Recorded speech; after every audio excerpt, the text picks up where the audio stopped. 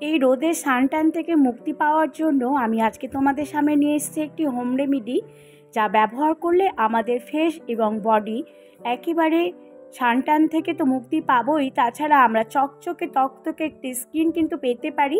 এই রোদে আমরা প্রত্যেকেই কিন্তু একেবারে রোদ থেকে আসার পর আমাদের শরীর কালচে হয়ে যায়, আর যাদের মুখে ফ্রিকেলস আছে কিংবা পিগমেন্টেশন আছে সেগুলো কিন্তু আরও ডিপ হয়ে যায়।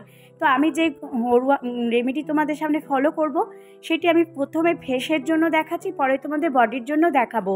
আমি এখানে নিয়েছি যবের আটা। যবের আটা আমাদের স্কিনের তৈলাক্ত যে ঘাম থাকে তা রিমুভ করতে সাহায্য করে, তার সাথে আমাদের স্কিনের একেবারে অয়েলটাকে অ্যাবজর্ব করে নেয়, আমাদের স্কিনকে সুন্দর রাখতে সাহায্য করে যবের আটা। তার মধ্যে নিয়ে নেব আমি দুধ। আর আমাদের দুধ স্কিনের জন্য কতটা ভালো তা তো প্রত্যেকেই জানো। নিয়ে নিলাম আমি এখানে মধু 1 চামচ, টারমারিক নিলাম সামান্য একটু। তো সমস্তটাই কিন্তু আমাদের স্কিনের জন্য ভীষণই ভালো। এগুলোকে খুব ভালো করে আমি গুলে নেব। গুলে নেওয়ার পর একটা থকথকে ঘন প্যাক তৈরি করে নেব। সেটি যদি আমরা সপ্তাহে 1 দিন করে বা 2 দিন করে ব্যবহার করি, আমাদের স্কিনের সমস্ত দাগ ছোপ, ফ্রিকেলস, পিগমেন্টেশন কিংবা ব্রণ র্যাশ, ফুসকুড়ি যে দাগগুলো থাকে সেগুলো কিন্তু রিমুভ হবে। আমাদের স্কিনে অয়েল জমতে দেবে না, আমাদের স্কিনটা দিন দিন চকচকে তরতাজা হবে এই রেমেডিটা ফলো করলে। এবার আমি বডির জন্য তোমাদের সামনে একটি স্ক্রাব করে দেখাবো। বডি পলিশিং একটি প্যাক, সেটি হচ্ছে যবের আটা নিয়ে নিলাম আমি এখানে 2 চামচ, তার মধ্যে নেব চালের গুঁড়ো। চাল আমাদের স্কিনের জন্য ভীষণই উপকারী। কোরিয়ান গ্লাস স্কিন পেতে কিন্তু আমরা চালের ব্যবহার করেই থাকি। তো এই চাল আর যবের আটা আমাদের স্কিনকে পলিশিং করতে সাহায্য করে, আমাদের সমস্ত দাগ ছোপ, এমনকি আমাদের স্কিনের দীর্ঘদিনের যেগুলো জেদি দাগ থাকে সেগুলো কিন্তু রিমুভ করতে সাহায্য করে। তার মধ্যে আমি নিয়ে নিলাম টারমারিক পাউডার, নিয়ে নিলাম এখানে টক দই।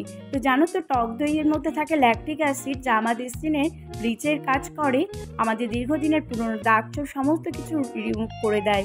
মধু নিয়েছি, মধু আমাদের স্কিনকে মসৃণ করতে সাহায্য করে আর আমাদের স্কিনকে হাইড্রেট করতে সাহায্য করে। আর নিয়ে নিলাম এখানে লেবু, আমি এখানে হাফ লেবু পুরোটাই নেব।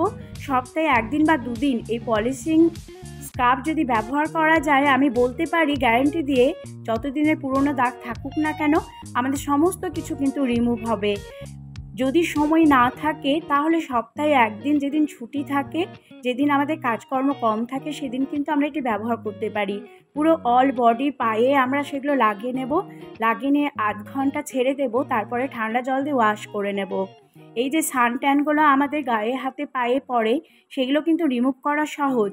এই ঘরোয়া টিপসগুলো ফলো করলে কিন্তু আমরা এগুলো থেকে মুক্তি পেতে পারি। তারপরে 1/2 ঘন্টা পর যখন আমরা ঠান্ডা জল দিয়ে ধুয়ে দেব, তারপর একটি হালকা কোনো ময়শ্চারাইজার কিংবা বডি লোশন দিয়ে হালকা করে একটু ম্যাসাজ করে নিব। তো আমি বলতেই পারি এর জন্য পার্লারে যাওয়ার কোনো দরকার নেই, বাড়িতেই কিন্তু আমরা করে নিতে পারি সুন্দরভাবে আমাদের বডি কেয়ার। ফেসে যত রকম প্রবলেম কিংবা আমাদের বডিতে যত রকম প্রবলেম আছে, আমরা কিন্তু পরপর এগুলোকে যদি করি সপ্তাহে 1 দিন বা 2 দিন করে, তাহলে কিন্তু আমরা এগুলো থেকে মুক্তি পেতে পারি। সানট্যান থেকে আমাদের কিন্তু এত দাগ পড়ে যায়, আমরা কেয়ার নিই না। যখন আমরা কোনো অনুষ্ঠান বাড়ি যাই বা কোথাও যাই, তখন বুঝতে পারি যে আমাদের স্কিনটা কতটা খারাপ হয়ে গেছে। অনেকে মনে করে যে হোম রেমেডিগুলো আমাদের কাজে করে না, কিন্তু আমি বলতে পারি হোম রেমেডির থেকে ভালো জিনিস হয় না। আমরা যখনই কোনো দামি ক্রিম ব্যবহার করব, তার মধ্যে কিন্তু একটা কেমিক্যাল থাকেই, যা আমাদের স্কিনে একটা রিয়াকশান করে।